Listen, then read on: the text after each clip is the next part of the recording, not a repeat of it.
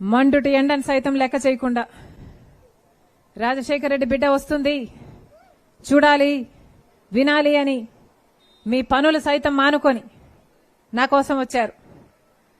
ప్రతి అన్నకు, ప్రతి తమ్ముడికి, ప్రతి అయ్యకు, ప్రతి అక్కకు, ప్రతి చెల్లికి, ప్రతి అమ్మకు మీ రాజశేఖర రెడ్డి బిడ్డ శిరస్సు వంచి చేతులు జోడించి మనస్ఫూర్తిగా నమస్కరించుకుంటోంది. ఈరోజు మన రాష్ట్ర రాజకీయాలు చూస్తే ఎలా ఉన్నాయి? 10 సంవత్సరాలు అయింది మన రాష్ట్రం ఏర్పడి. ఈ 10 సంవత్సరాలలో కనీసం ఒక్క అడుగన ముందడుగేసిందా ఆంధ్రప్రదేశ్ రాష్ట్రం? ఒక్క అడుగు కూడా మనది ముందు పడకపోతే, ఎక్కడ వేసిన గొంగలి అక్కడే ఉంటే, నిజానికి పక్క రాష్ట్రాలన్నీ వేగంగా ముందుకు పోతుంటే మన రాష్ట్రం మాత్రం 20 సంవత్సరాలు వెనక్కి వెళ్లినట్టు లెక్క. ఏ విధంగా బాగుపడింది మన రాష్ట్రం? మొదటి 5 సంవత్సరాలు ముఖ్యమంత్రిగా చంద్రబాబు గారు ఉన్నారు. చంద్రబాబు గారు ఏం చేశారు? ఆ రోజు బీజేపీ పార్టీతో పొత్తు పెట్టుకుంటున్నదే ప్రత్యేక హోదా గురించి అని చెప్పాడు చంద్రబాబు గారు. చంద్రబాబు గారు బీజేపీ పార్టీతో పొత్తు పెట్టుకున్నాడు, మినిస్టర్ పదవులు కూడా తీసుకున్నాడు. 10 సంవత్సరాలు సరిపోదు, 15 సంవత్సరాలు ప్రత్యేక హోదా కావాలన్నాడు చంద్రబాబు గారు. ఆ తర్వాత ఏమైంది? ఊసరవాలిలా మారాడు చంద్రబాబు గారు. మారిపోయి ప్రత్యేక హోదా గురించి ఊసెత్తుతే చాలు కేసులు పెట్టి జైల్లో పెట్టాడు. ఆ రోజుల్లో జగన్మోహన్ రెడ్డి గారు ప్రధాన ప్రతిపక్ష నాయకుడు. ఆ రోజుల్లో జగన్మోహన్ రెడ్డి గారు చెప్పిన మాట, ప్రత్యేక హోదా కేంద్రం ఎందుకు ఇవ్వదో చూద్దాం, రండి అందరం మూకుమ్మడిగా రాజీనామాలు చేద్దామన్నాడు. మమ్మల్ని గెలిపించండి, బీజేపీ మెడలు వంచుతాం, ప్రత్యేక హోదా ఎందుకు తేమో, ఎందుకు తీసుకురాలేమో, ఎందుకు ఇవ్వరో చూద్దామన్నాడు జగన్మోహన్ రెడ్డి గారు. మరి జగన్మోహన్ రెడ్డి గారిని నమ్మి ఓట్లేశారు ప్రజలు, మీరు కూడా వేశారు. ఏమైంది? ప్రత్యేక హోదా వచ్చిందా? ప్రత్యేక హోదా వచ్చిందా? ఒక్క అడుగు కూడా ముందుకు వేయలేదు మన రాష్ట్రం. ఒక్క ప్రత్యేక హోదాయే కాదు, మంచి మంచి ఇరిగేషన్ ప్రాజెక్టులు, పోలవరం లాంటి పెద్ద పెద్ద ప్రాజెక్టులు అయినా పూర్తయినాయా అంటే చిన్నవి, పెద్దవి, మధ్య తరగతి ఏ ఒక్క ప్రాజెక్టులు పూర్తి కాలేదు. రాజశేఖర రెడ్డి గారి జలయజ్ఞంలో రాజశేఖర రెడ్డి గారు పూర్తి చేయలేకపోయిన ప్రాజెక్టులను జగనన్న గారు, జగన్మోహన్ రెడ్డి గారు 6 నెలల్లో పూర్తి చేస్తానన్నాడు. పూర్తయినాయా? ఎన్నైనాయి? కనీసం 5 అయినాయా? 10 అయినాయా? ఒక్కటంటే ఒకటన్నా అయిందా? మరి ఇదేనా రాజశేఖర రెడ్డి గారి ఆశయాలను నిలబెట్టడం అంటే? రాజధాని ఏమైంది? ఆంధ్ర రాష్ట్రానికి కనీసం చెప్పుకోతగ్గ ఒక్క రాజధాని ఉందా?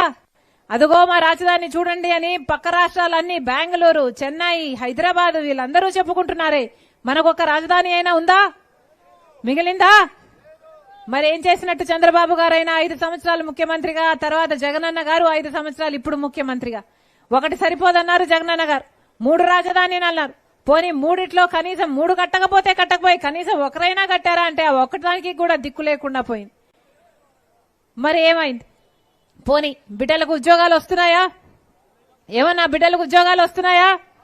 ఆ రోజుల్లో చంద్రబాబు గారు ముఖ్యమంత్రిగా ఉంటే సిగ్గులేదా చంద్రబాబు గారు? 23,000 ఉద్యోగాలు ఖాళీగా ఉంటే 7,000 ఉద్యోగాలతో డిఎస్సీ ఇస్తున్నామని ఆ రోజు చంద్రబాబు గారిని తిట్టాడు జగనన్న గారు. మరి ఏమైంది? జగన్మోహన్ రెడ్డి గారు 2,30,000 ఉద్యోగాలు ఇస్తారని చెప్పి ఆఖరికి వాటి ఏవీ చేయకుండా 23,000 టీచర్ ఉద్యోగాలు ఖాళీగా ఉంటే అవి భర్తీ చేస్తానని వాగ్దానం చేసి మేనిఫెస్టోలో పెట్టి అధికారంలోకి వచ్చిన జగనన్న గారు కనీసం 23,000 కాదు కదా, ఈరోజు 6,000తో ఒక మెగా డిఎస్సీ కాదు, ఒక డగా డిఎస్సీ వేశారు జగనన్న గారు. ఇది మోసం చేయటం కాదా? ఎన్ని మాటలు చెప్పారు జగనన్న గారు? రైతుల కోసం 3,000 కోట్లతో ధర స్థిరీకరణ నిధి ఏర్పాటు చేస్తానన్నాడు. మద్దతు ధర కోసం ఏ రైతు లాభాలలోనే నమ్ముకోవాలి తప్ప ఏ రైతు అప్పులు పాలు కాకూడదన్నాడు. మరేమైంది? అన్నా అప్పులున్నాయా? అప్పులేవా? అప్పులేని రైతున్నాడా? అది ఈరోజు పరిస్థితి. 4,000 కోట్లతో ఏదైనా పంట నష్టపోతే పంట నష్టపరిహారంతో ప్రతి సంవత్సరం 4,000 కోట్లు పక్కన పెడతానన్నాడు జగన్మోహన్ రెడ్డి గారు. పెట్టాడా? ఒక్క సంవత్సరమైనా పెట్టాడా? రైతు నష్టపోతే కనీసం ఒక్కసారైనా పంట నష్టపరిహారం ఇచ్చారా? మరేం చేసినట్టు? పూర్తి మద్యపాన నిషేధం అన్నాడు జగనన్న గారు. అనలేదా? పూర్తి మద్యపాన నిషేధం చేయకపోతే నేను వచ్చి మళ్లీ ఓట్లు అడగనన్నాడు జగన్మోహన్ రెడ్డి గారు. మరి ఆ లెక్కన ఇప్పుడు రాకూడదు, ఇప్పుడు ఓట్లు అడగకూడదు జగన్మోహన్ రెడ్డి గారు. పూర్తి మద్యపాన నిషేధం అని చెప్పి మద్యపాన నిషేధం చెయ్యకపోగా ఇప్పుడు సర్కారే మద్యం అమ్ముతుంది. అన్యాయం కదా, మోసం చేసినట్టు కదా.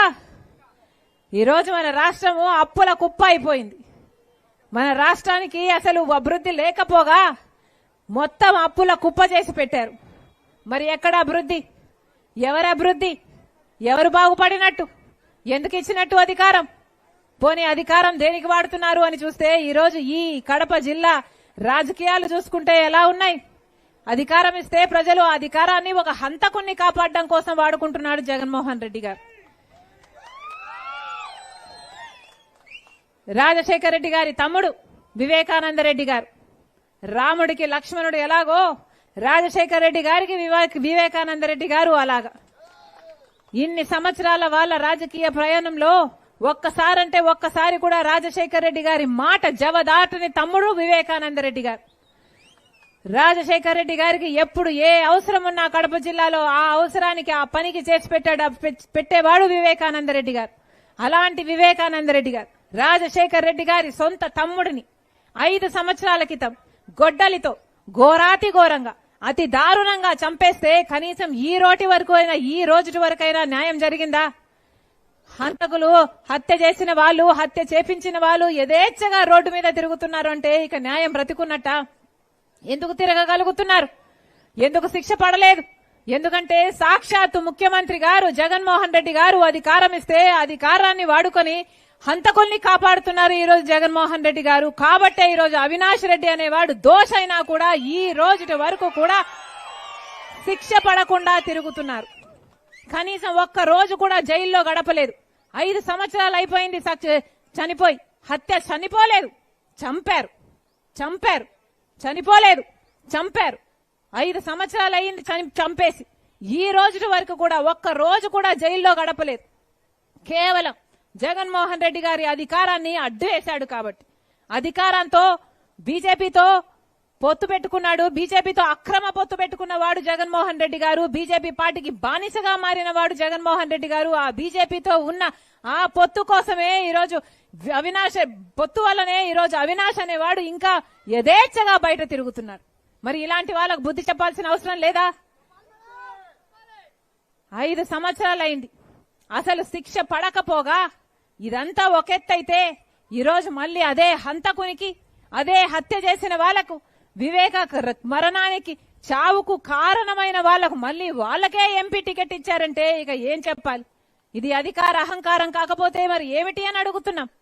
ఒకవైపేమో వాళ్ళని కాపాడుకుంటూ వస్తున్నారు, ఇంకోవైపేమో మళ్ళీ వాళ్ళకే అధికారం కట్టబెట్టడానికి మళ్ళీ వాళ్ళకే టికెట్ ఇచ్చారు అంటే ఇక ఎప్పటికీ హంతకులే పరిపాలన చేయాలా? హంతకులే పాలకులుగా ఉండాలా? ఏం చెప్పదలుచుకుంటున్నాడు జగన్మోహన్ రెడ్డి గారు? ఈరోజు రాజశేఖర రెడ్డి బిడ్డ కడప సీటుకు పోటీ చేసింది కాంగ్రెస్ పార్టీ తరఫున. ఎందుకంటే ఇలాంటి హంతకులు మళ్లీ గెలవకూడదు కాబట్టి నేను పోటీ చేస్తున్నా. ఇలాంటి హంతకులు మళ్లీ చట్టసభలకు వెళ్లడానికి వీల్లేదు కాబట్టి నేను పోటీ చేస్తున్నా. మీ అందరూ ఆశీర్వదించండి. ఎలాగైతే రాజశేఖర రెడ్డి గారు, వివేకానంద రెడ్డి గారు మీకు అందుబాటులో ఉండి మీ అవసరాలు తీర్చారో, మీకు సేవ చేశారో, మీరు ఆశీర్వదించండి. రాజశేఖర రెడ్డి బిడ్డగా నేను మాటిస్తున్నా, మీకు అందుబాటులో ఉంటా. మీరు గెలిపించండి, మీ బిడ్డనవుతా, మీ బాధ్యత నా మీద మోసుకుంటా, మీ బలమైతా. మీరు ఆశీర్వదించండి. మరొకసారి చెప్తున్నాం, ఓటు అనేది మీ చేతుల్లో ఉన్న ఆయుధం. ఓటు అనేది మీ చేతుల్లో ఉన్న ఏకైక ఆయుధం. 5 సంవత్సరాలకు ఒక్కసారి మాత్రమే వచ్చే ఆయుధం. మనసు పెట్టి ఆలోచన చేసి ఓటు వేయండి. మళ్లీ అహంకారులకు ఓటు వేస్తే, మళ్లీ ఈ హత్య రాజకీయాలను ప్రోత్సహించే వాళ్లకు ఓటు వేస్తే భవిష్యత్తు మిమ్మల్ని క్షమించదు. మళ్లీ చెప్తున్నాం, న్యాయం తరఫున, ధర్మం తరఫున మీ అందరూ నిలబడండి. దేవుడు ఆశీర్వాదం మన మీద ఉంటుంది, మీ మీద ఉంటుంది, మన నేల మీద ఉంటుంది, మన కడప గడ్డ మీద ఉంటుంది. మళ్లీ చెప్తున్నాం, ఎవరు డబ్బులు ఇచ్చినా తీసుకోండి. తెలుగుదేశం పార్టీ డబ్బులు ఇచ్చినా తీసుకోండి, వైసీపీ పార్టీ డబ్బులు ఇచ్చినా తీసుకోండి, మీ డబ్బులే. కానీ ఓటు వేసేటప్పుడు మాత్రం ఒక్కసారి ఆలోచన చేయండి. హత్య చేసిన వాళ్లకు, హత్య రాజకీయాలను ప్రోత్సహిస్తున్న వాళ్లకు ఓటు వేస్తే భవిష్యత్తే మిగలదు.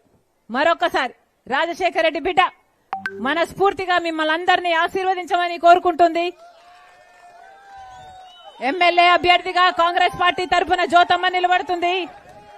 గొప్ప మెజారిటీతో గెలిపించండి, ఆశీర్వదించండి. మీ బిడ్డనవుతా, మీ బలమవుతా.